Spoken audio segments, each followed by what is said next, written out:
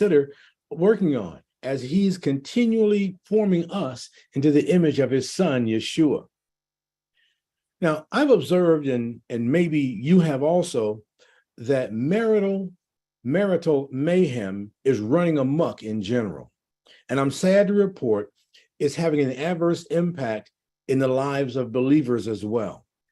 If you're married, today's message is focused on you. And if you want to be married, there'll be great insights that you can get from this. And so without further ado, I ask Father to direct the words of my mouth and the meditation of my heart in Yeshua's name. I want to talk with you about repointing your marriage, because marriages are fracturing in general, not 100%, but enough that this has become a real concern. Repointing is a construction term. It's the process of removing damaged mortar, that stuff that holds bricks together, and renewing them.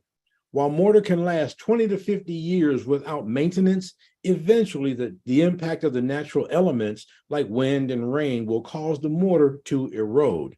And if left untreated, it will allow or cause the structure to fall down and come apart.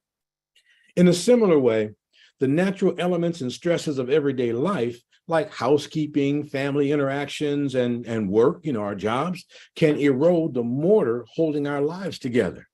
And if you aren't aware of it and acknowledge, address, assess, and take corrective action, then the marriage can lose its footing and begin to fall apart. This happened in the life of Lawrence and Endion Ripple. They were married for 33 years. But in September of 2016, at age 70, Lawrence decides he's going to rob a bank. Oddly, he didn't flee the scene after committing this crime, but sat down and waited for the police. He pled guilty to bank robbery and rejected a plea deal. When asked why, his reply was simply, he wanted to get away from his wife.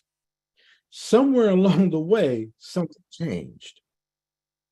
Here's some sobering statistics. I've learned that about 55% of married couples stay married up to 15 plus years.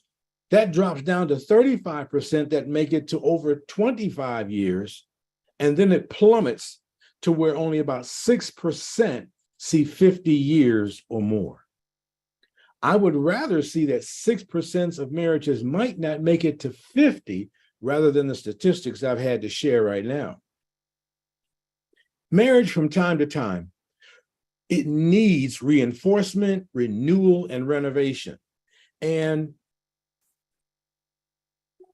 the approach that we take is dependent upon the state of its foundation. The Bible says,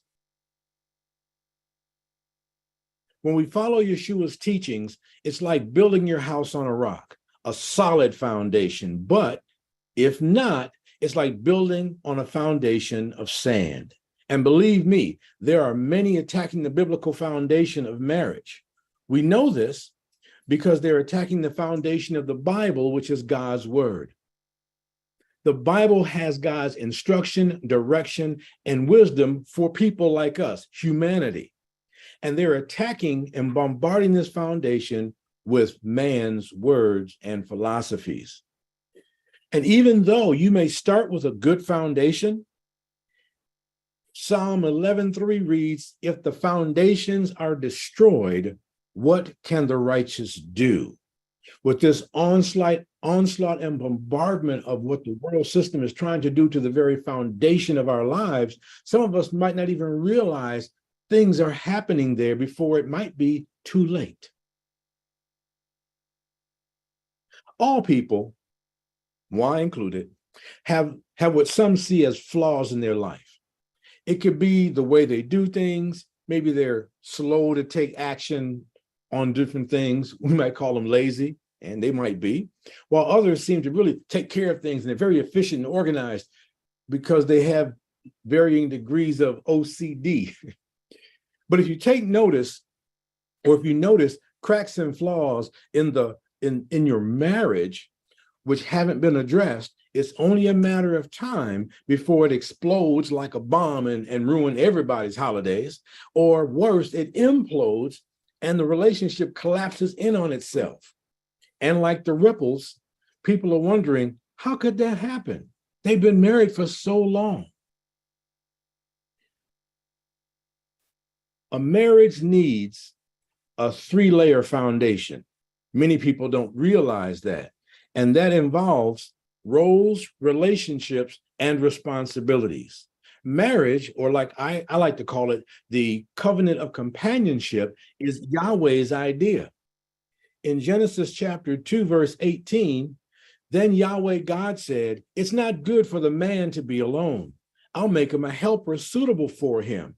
And then in verses 21 and 22, so Yahweh God took one of the man's ribs and fashioned or built from that rib into a woman, and he brought her to the man. The Creator gave each of these humans roles. Genesis 1:27, God created man in his own image, and the image of God, he created him. Male and female, he created them. Male refers to the man who was made from the dust of the ground, and he's designed to work or serve and guard and protect the garden. That's his primarily role and responsibility.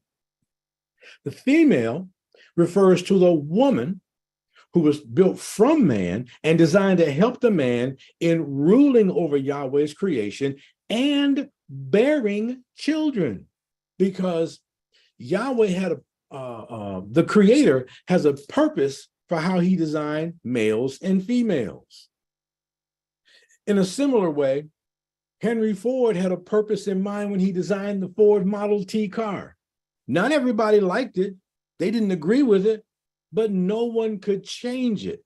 Now, many others did make their own, and sadly in our world, humans try to repurpose and redesign humanity. The problem is they're really only trying to modify Yahweh's design instead of starting their own, because they can't. They can't change, though, the core design that Yahweh had in mind, but they can make changes to the appearance. And that's what we have to be careful of so we aren't deceived. The next layer is covenant relationships. A covenant defines the relational and personal obligations and responsibilities or commitments between two parties. It's an agreement, binding commitment. It's important the covenant of marriage is strong, as it reminds the husband and wife of the purpose of the relationship. When things start getting a little shaky, or you start noticing some of the mortar starts coming out, the idea is you need to know why you got into this relationship in the first place. It's what keeps you moving. Thirdly, the third layer of the foundation is civil responsibilities, and this refers to the legal aspects of the relationship. It's important that the civil component of marriage is strong because it describes the practices of the relationship. It's not just, oh, I'm just in love and we're just going to love each other. We're going to pray all day and give God glory. He says, no, I've given you jobs and work to do. That's part of the responsibility. And when you decide to get married, there are not only the covenant aspect, which invites God into the situation, but it's also a civil aspect, which means there's some legal things that need to be taken care of as well. Marriage is a covenant commitment before Yahweh. In Malachi chapter 2, verses 13 and 14, you'll read that Yahweh no longer regards the offering or receives it as acceptable from your hand, speaking of Israel at the time. Verse 14, but you say, for what reason do you not like our offerings in our church services? Because Yahweh has been a witness between you and the wife of your youth, against whom you have dealt treacherously, though she is your companion and your wife by covenant. Two key things there. When you get married for companionship, but it's held together by a covenant. When you include the covenant component in your marriage, again, you're inviting Yahweh and his instruction, direction, and wisdom into this newly formed relationship. Marriage is also a civil commitment before people. When you get married, you typically are supposed to have witnesses, or else it's not a valid marriage. When you stand before a pastor, a justice of the peace, or other wedding officiant, some people get those ability to perform weddings off the internet. You are agreeing to a legally binding civil contract. And it doesn't matter if you say, I take you as my lawfully wedded husband or wife. I've heard people who pretend they are married ask the question, why do I need a piece of paper to tell me I'm married? Some people say marriage is just a piece of paper, right? Well, so is a $50 bill. But you want that, don't you? Marriage is more than a piece of paper. I would say, though, if you want the legal benefits, rights, and privileges of marriage, you need that document. Because if you don't, what you have is a trans marriage. It looks like the real thing, but it's not. Marriage is also a communication commitment with each other. Marriage is a relationship where a husband and wife need to be able to communicate with each other effectively to build and maintain healthy relationships with each other and those around them, actually. Communication is how husbands and wives share their thoughts, feelings, and needs with each other. Now you're wondering, well, what should we talk about? Well, one, you probably did a whole lot of talking or semi-talking. I remember before my wife and I got married, I would call her and we would spend hours on the phone. There might have been a couple hundred words between the two of us. We just wanted to be in each other's presence, although that time it was on the phone. No FaceTime, no video chatting, nothing like that. But we wanted to talk and communicate. But what should you talk about? And you'll probably find that a lot of people don't talk about this until they're pressured in their relationships, but it's good if you just develop a practice that works for you. Things like your finances. You may be married and you might be the one who likes to spend money. They're the ones who like to save money. If you don't have a conversation, you're going to have some concerns. Schedules. Maybe you both work outside the home. Maybe one works in home, one outside. Maybe both work in, but your schedules and things to do so you can so you can plan to spend time together if your job may have pulls on you. Then there are meals. What you're going to eat. One of my favorite things is asking my wife, what do you want to eat? Or where would you like to go? She says, I don't know. Where would you like to go? And I parrot what she says. I don't know. And we go back and forth for a little while. And then finally we come upon a place that we agree to go. But mealtime, why wait till the last minute? Sometimes it's okay for spontaneity, but what about meals? Are you going to be cooking at home, going out, talking about those things, talking about date night? Yes, husbands, you're supposed to be talking with your wife about date night, taking her out on a date. Just because you're married doesn't mean you have to stop dating. No, that's not in the rule book. The rule book says continue doing that. Why? Because she's special to you. And you may have children and all of this. Well, then make arrangements for someone that you trust to take care of the children. Talk about travel. I mean, you might just want to travel to the other side of the state. You may want to travel to the other side of the country. You may want to travel somewhere around the world, but talk about where you'd like to go and when possibly you'd like to get there. And then what are the goals for this relationship? God has put you together so that together you can rule and have dominion over the space and sphere of influence God has given to you. I mean, where are you going to spend the holiday meals? At home or with one of the in-laws? I got to get that right. Mine are in-laws. How are the children doing? Talk about the children if you have some, but you need to have those conversations so that you can stay in sync with one another.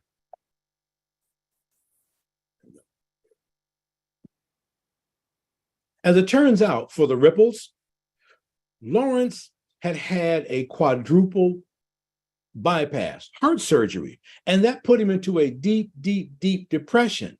He didn't realize what was going on. He didn't talk with his wife about it. He didn't talk with his doctor about it for a while. But what happened is he let his feelings control him, sort of like the tail wagging the dog. Well, he ends up, as I shared earlier, robbing a bank. Wow. After some discussion, because finally he talked about it, after some discussion, they didn't send him to prison, but they put him on 6 months of house arrest, if you will, or confinement, and a new prescription that he needed for his situation. Lawrence and his wife were able to continue on with their happy married life. Nope, they didn't get a divorce, but he was trying to get away because of how he felt, which was a result of a surgery that he had to have. But if he had talked about it, he might have gotten the resolution sooner. That's why Yahweh says, when you're alone, you're kind of on your own. But when there are two of you, one can help pick up the other. And that's one of the things that we do in a marriage. We help to pick one another up, not push one another down. Don't take marriage for granted. It was created by God for the furtherance of his purpose and plan on earth, to place a model of heaven on earth, to be inhabited by humanity for all eternity. What he started in the book of Genesis, he completes in the book of the Revelation. And marriage helps give us a picture of what that looks like along the way.